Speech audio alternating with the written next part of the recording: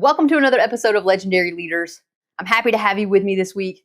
We are wrapping up March. This is it. This is the last few little bits of March that we have left in us and left in the year. And so what does that mean? Well, that means that you are at the end of your first quarter of the year. If your fiscal year follows the calendar year, then you're at the end of your fiscal Q1. Now, you may be thinking, well, Katrina, I haven't started my business yet, so I don't have a fiscal year. I don't have anything fiscally that I'm focused on. Well, let me tell you, you do and you should, and we're going to talk about that because today we're talking about Q1 and the things that I want you to be looking at as you close out your first quarter. So the first thing I want you to do is this. Now, I know we're sitting here at the end of March. You've got to finish out all the data, all the numbers. You got to close all the books. You have to do all of those things. So the first thing I want you to do is I want you to look at your calendar, and early next week, I want you to schedule time for you to sit down and look at the month of March and those results, as well as all of Q1. You've got to look at every month, but then you've got to look at the quarter, and you've got to look at the year to date. You've got to look at all of those things. So build that routine right now if you don't have that routine. Now, a lot of women who've started their own businesses, especially if they are just thinking about the idea, still learning, in a startup, or just starting to grow. All of those phases, it doesn't matter. Most women I have found don't sit down and do standard planning and create some time to review the business, as well as to understand that we have to create targets. We have to have targets if we're going to go anywhere. And so while you may be saying to yourself, Katrina, I haven't started my business yet, I don't have anything to assess, I promise you, you do. And the reason why you do is because you may not have financial numbers to look at, but you have milestones, targets, KPIs that you still need to deliver to. And so again, step one is to plan your time. Set aside at least an hour. I would recommend 2 hours depending upon the size of your business. If you're just starting out, at least an hour. Now you may need 2 because you're going to bring some planning time into that. Okay? I'm talking about an hour just to assess everything coming at you and ask the questions and really dive into the data. You can put in 2, 3, however many hours you need to not only assess, but then plan, okay? Because we can assess all day. We've got to do something with the knowledge that we've gained, okay? So step number 1, plan it, set aside the time, got to prioritize it. It's got to be on your calendar because I know and you know that if it's on the calendar, it's done. So put it on the calendar. Now, step number 2 is what you're going to do whenever you sit down and you are using that calendarized time and you're going to sit down and assess your business. All right. So what does that look like? Well, as I said just a second ago, if you haven't started generating revenue, you may not have or feel like you have a full fiscal view that you need to look at your business from a fiscal perspective. And I'm challenging you to say, yes, you do. Because every business, while it may not be generating revenue, it's sure spending money. You are spending some sort of money, either on some sort of software or a computer or learning. Maybe you're learning something and you're taking some classes, or you have a mentor or a coach that you're paying for. All of those things are expenses. And so you must minimally sit down every single month and look at the expenses that you have, that you allocated, the money that you allocated to spend, and then how much did you spend? Because one of the biggest failures is that a lot of entrepreneurs spend more money than what they allocated. They forget, they lose sight of their budget.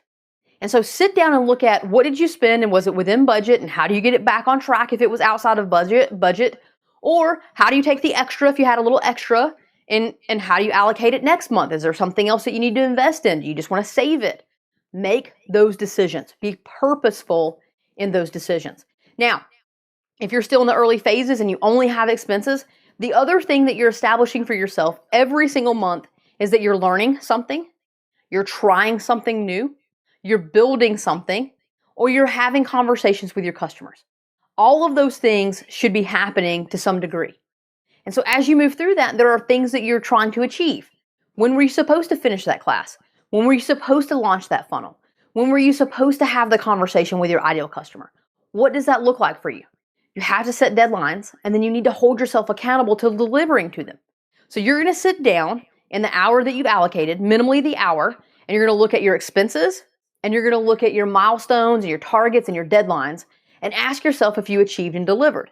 Because you and I both know if you deliver on those front end pieces, then you're going to get to the end where you start generating revenue, this back end piece, that much faster. But if you're not very good at managing your time, if you're not setting deadlines and pushing yourself towards them, then you're never going to arrive over here where you're generating revenue. Okay? So that's what you're going to look at. Now, if you're in a place where you're starting to generate revenue and you've got a startup or a growing business, then naturally you're going to look at two pieces. Number one, you're going to look at your full financial portfolio. How much revenue did you generate? What were your expenses? What's your profit look like? How are you setting aside your money? Are there any investments that you need to make? Are you putting aside enough money for your taxes? All of those things have to happen every single month, but you're going to also look at it for the quarter. So you have a lot more financial analysis to look at.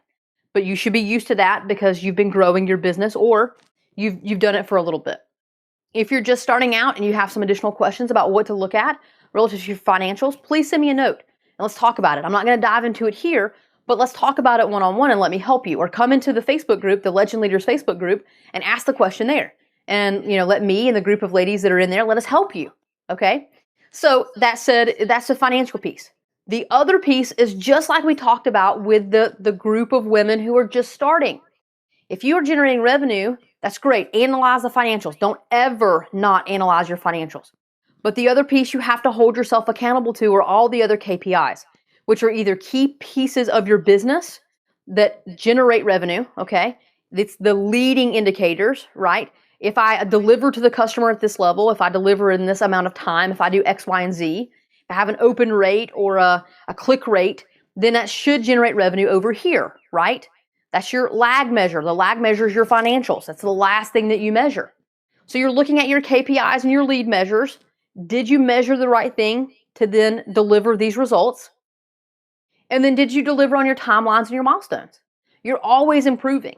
We are always growing. We're always changing. We're always developing ourselves, and we're always developing our business. And so we have to have timelines and milestones to develop our business and ourselves, no matter the phase of business that we're in. And so those are the two things that I want you to look at. And then last but not least, okay, step number 3 is once you sat down and you set aside the time, and then you assessed everything, and you identified areas to improve, then we have to have some resolution. We have to resolve any gaps. Now, resolution can also be celebration. Maybe you delivered to everything. You exceeded all of the key pieces. You're just going to keep going and keep making it better. Well, you're going to have to resolve that by celebrating. That's a resolution. The other thing that you need to do, though, is if you're not on the mark, you're missing some deadlines, or you didn't deliver financially, then you need to sit down and you need to put plans in place to close those gaps. And that's never going to change. I'm always going to teach you this over and over and over again because it works and it's just the right way to tackle it. Okay? So, Q1, we're about to close the books on that. Go ahead and schedule your time. Sit down, assess everything in front of you, understand all the different pieces, and then put your resolutions in place.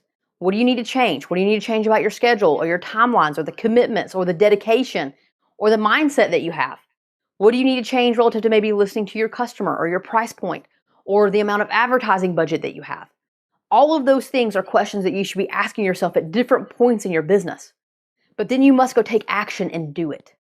Okay? So that as you enter the month of April, you can measure those changes and you can see the positive impacts, I would hope, on your business. If they're not positive, they don't change, we sit down, we do the same process again. What do I need to change? What do I need to tweak? How do I get better? This is how we're going to move the business forward, okay? It's a constant iteration of that process.